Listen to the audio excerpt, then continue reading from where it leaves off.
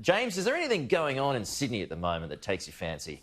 Anything going on in Sydney at the moment? Well, I'll tell you this much. I saw a deer when I was driving into the studio this morning when I crossed Broadway. Yes, there is a deer on the loose. Go to the Daily Telegraph website. You can see pictures of it. I think they should have the pictures up by now. But yeah, there is a deer on the loose in the inner west of Sydney. So I thought that was pretty interesting. All right. I'm trying to draw the segue into Gladys Berejiklian. Well, but we can talk about Gladys too. I just thought that seeing a deer running across the road in the middle of the city was interesting. But this other thing that you're talking about, the Gladys thing, Daryl Maguire, well, that's also interesting, a bit more serious, not as much fun, certainly not as delicious as a deer. But look, we had an amazing day yesterday at the Independent Commission Against Corruption.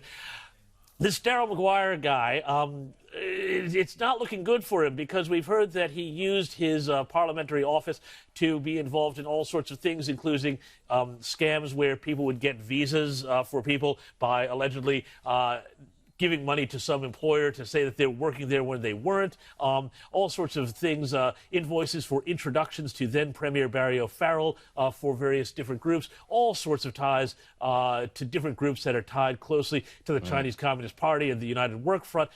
It ain't looking good for him. The bigger question, though, is that it seems that Gladys Berejiklian had some sort of personal, private relationship in secret with him for quite some time, including after he was dispatched from being an MP in Wagga Wagga shall we say, under a cloud. The questions now are circling around Berejiklian's leadership. It's a strange thing because, everybody who follows politics says, well, this is really, damaging for her, shows terrible judgment, and yet on the street, a lot of people are very much about, saying, well, she's done a great job with coronavirus.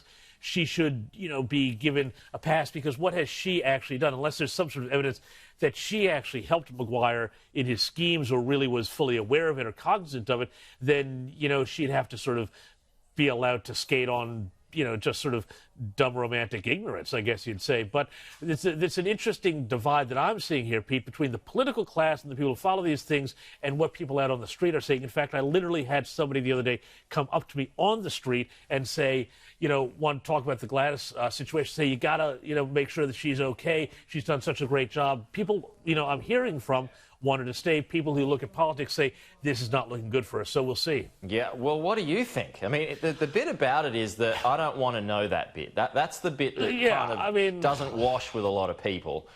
What don't you want to know about? I think it's like, and it's that bit in that tape where she says, I don't want to know. Yeah. He starts going on. I mean, and this guy, has got going on about all these sort of spivvy business deals and picking up $5 here and there. And it's like just sort of total sort of porpoise spit type of stuff. And, and she's like, I don't want to hear about it. I don't want to hear about it. And she sounds bored. She's probably working on other stuff. Yeah. But so you think like, she should stay then? Well, I want to see more. I don't think she should stay necessarily, but I want to see more before I think she should go, if that makes sense. Okay, we've only got a minute left, but I know we're going to talk about the US because you and I are both heading there very soon to cover the back end of this election. Yeah, it'd be fantastic. It'll certainly be a different election, this one, but there is a bit of noise around Joe Biden this morning. Well, yeah, so really quickly, this broke overnight that there are a whole trove of emails and documents and photos from a laptop that was left at a service center, and on this was all sorts of stuff from Hunter Biden, and it involved basically, Joe Biden's always said he had nothing to do with his son's business dealings in Ukraine. There are emails now from the company that was paying Hunter Biden, the drug-addicted son of Joe Biden, $50,000 a month to be on their board with no oil and gas experience, saying, thank you so much for arranging the meeting between me and your father in Washington. We had a great meeting, great time spent together.